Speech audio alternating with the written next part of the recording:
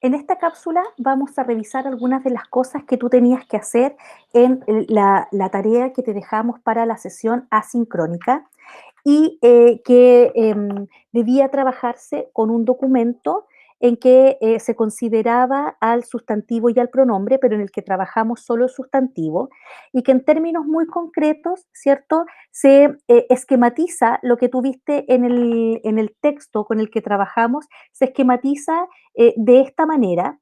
Todavía no hemos visto el sustantivo en términos de funciones, básicamente lo que trabajamos fueron estos tres elementos: las clases de sustantivos, el género del sustantivo y el número del sustantivo. Y en los recuadros tú vas a poder encontrar una sistematización respecto de algunas actividades que tuviste que hacer. Acá abajo, en estos recuadros amarillos, hay ejemplos, algunos de los cuales están tomados de el micro quiz que también dejamos, ¿cierto?, en el aula, para que tú pudieras ejercitar, ¿cierto?, acerca del sustantivo. Y uno de ellos era, por ejemplo, el tema de los topónimos. Cuando nosotros hablamos de sustantivos propios topónimos, nos podíamos encontrar con un ejercicio como este. La clasificación, ¿cierto? O el sustantivo mirado respecto de sus clases nos indica que estos pueden ser sustantivos comunes o compuestos o primitivos o individuales o concretos o abstractos, contables o incontables, y más allá de que revisemos cada una de estas categorías, lo que implica es la conceptualización que hay tras cada una de ellas. Porque, por ejemplo, una de las cosas que más requieren atención es cuando trabajamos con los niños sustantivos abstractos, porque efectivamente son aquellos, son una abstracción que los niños, les exige a los niños construir también una conceptualización de lo que es la fe o la felicidad, por ejemplo, o la patria, o la esperanza, o la empatía, o la solidaridad, que en el fondo no tienen concreción material y que son una idea que se construye muchas veces colectivamente y que es importante que uno pueda explorarla en términos de cómo los niños pueden, por ejemplo, entender lo que significa la fe, ya que es un sustantivo abstracto. Ahora, la clasificación nos indicaba que un sustantivo podía pertenecer a una o más de estas clases. Por ejemplo, aquí tú ves la palabra abstracto, que es un sustantivo, perdón, la palabra felicidad, que es un sustantivo que es abstracto y que es incontable. La felicidad es incontable. Y además podríamos decir, ¿cierto?, que este sustantivo además es un sustantivo común. Vamos a poner con mayúscula para que quede igual, es un sustantivo común y que además es un sustantivo simple y es un sustantivo primitivo. Entonces, efectivamente, un sustantivo puede ser de más de una clase y lo que eso significa es que nosotros podemos ver la potencialidad de ese nombre que nos aparece allí en un texto y que es el primer elemento que estamos revisando. Además, veíamos que el sustantivo, ¿cierto? Tiene una adaptación al género, y en ese sentido, que es lo que en algunas literaturas se llama accidentes gramaticales, ¿cierto? Que tiene que ver con este ajuste que hacemos respecto de la categoría género. Si es masculino o femenino, pero ya vimos que no eran las únicas, habían algunos sustantivos comunes, ¿cierto? En cuanto al género, epicenos o ambiguos, y o ambiguos. Y aquí hay algunos ejemplos representativos de cada una de estas conceptualizaciones respecto al género, el masculino y el femenino, el sustantivo de género común, ¿cierto? Que tiene la potencialidad de que es el artículo, es el que te indica a ti si se está hablando de un hombre o de una mujer. Por ejemplo, cuando decimos estudiante y decimos el estudiante y la estudiante, y hasta que no está el artículo, solo sabemos que es estudiante y no tenemos visible si es un él o una ella. También vimos que, y estaba en el texto, que los sustantivos pueden ser de género epiceno, que es cuando hay un solo sustantivo para designar a el macho y a la hembra de la misma especie. Vimos también aquellos que son de género ambiguo y hay una discusión allí respecto, por ejemplo, de el mar y la mar y en qué contextos se utilizan, ¿cierto? Mar como femenino o mar como masculino. Y efectivamente, si tú estás revisando a lo mejor un texto poético, es muy probable que aparezca la mar, ¿ya? La mar. De hecho, los niños aprenden que la mar estaba serena, serena estaba la mar, pero en un libro de historia probablemente va a aparecer en masculino, el mar de Chile o los mares, ¿cierto? Y también veíamos que junto con el género, el número es otro de estas conceptualizaciones que es importante tener claras cuando hablamos del sustantivo. Y veíamos que efectivamente en el número hay varias cosas interesantes que ver con los niños, porque no es solamente saber que es singular y plural, sino que tener claro que hay algunas fórmulas o reglas para la construcción de los plurales. Entonces, por ejemplo, si yo le pidiera a un niño que me dijera cuál es el plural de café, ¿es cafés o cafeses? Entonces, hay algunas reglas también que uno como profesor tiene que tener muy clara para poder explicar cómo se construyen las formas plurales. Y aquí estaba el ejemplo que yo te comentaba que había aparecido, ¿cierto? En el micro quiz que dejamos con la profesora Marcela Jarpa en el aula virtual. Ahora, esto que nosotros estamos haciendo aquí es porque lo estamos mirando con los ojos de un profesor que tiene que ser especialista, profesor o profesora, que tiene que ser especialista también en el manejo de la lengua. No obstante, cuando tú vas al aula, lo que te encuentras fundamentalmente es que estos elementos gramaticales aparecen integrados en unidades mayores que tienen que ver ya sea con lectura o ya sea con producción de textos escritos, incluso con oralidad.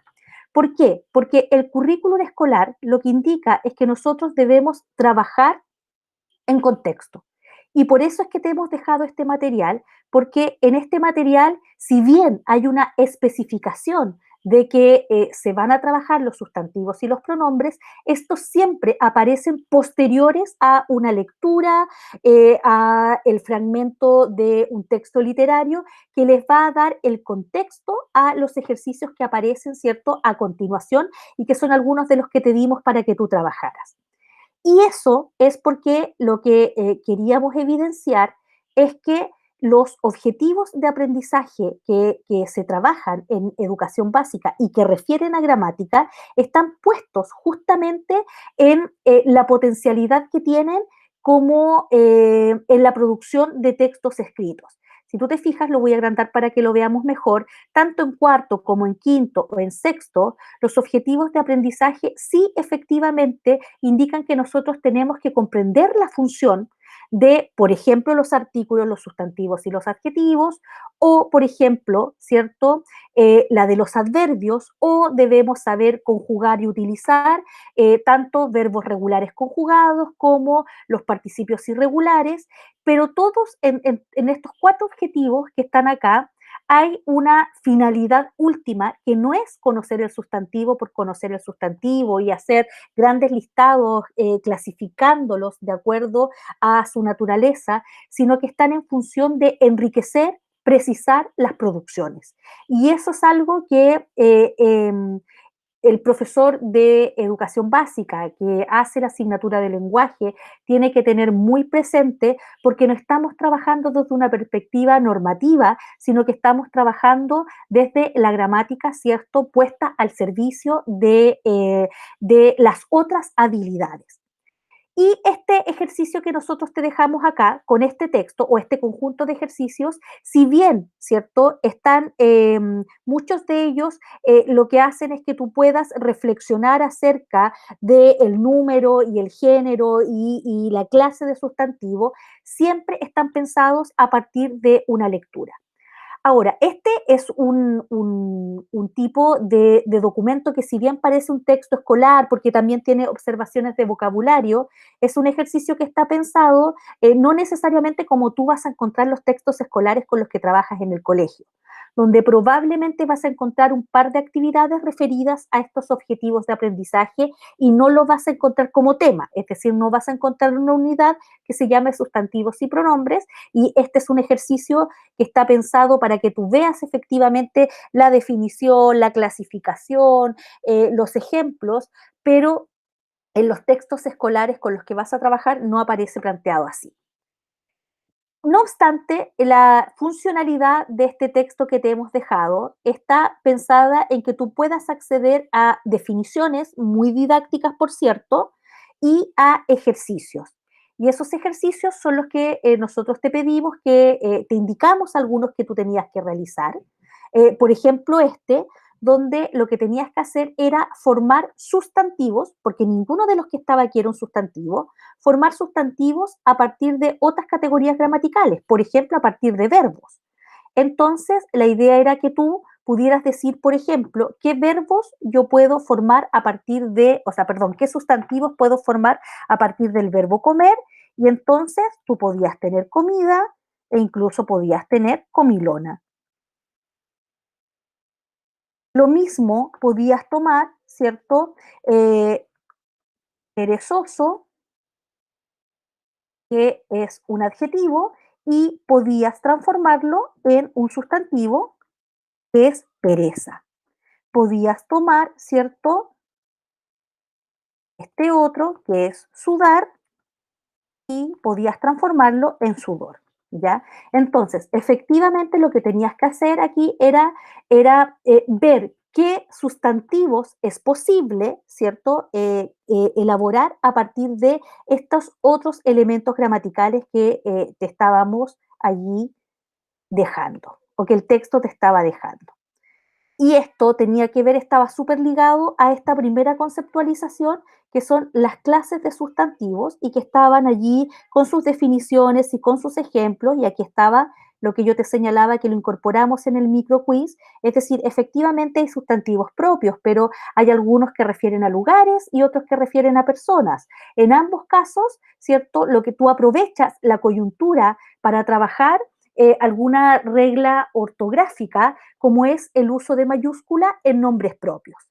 Y habían algunos ejercicios que se te habían sugerido que tú pudieras realizar acá, ya a partir de esta primera conceptualización. Pero también se abría el tema a mirar en detención y en detalle el género del sustantivo, y aquí habían cosas bastante interesantes, que eran estas que yo te señalaba, en que el sustantivo, el género no tiene una naturaleza dicotómica en cuanto al género, o sea, no todo es solamente masculino o femenino, sino que en nuestra lengua reconocemos también el género común, el género epiceno y el género ambiguo. Y ahí es donde estaba este ejemplo que habíamos comentado en algún minuto, que está en un sticky notes, en una de las primeras slides, que es la mar o el mar.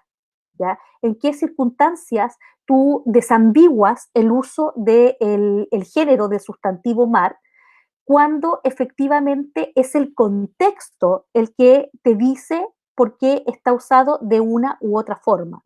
Porque puede efectivamente ser el mar o la mar. Y es más probable que tú encuentres la mar, mar con un artículo femenino singular, en un texto poético, y que encuentres el mar de Chile, ¿ya? O los mares en un libro de historia.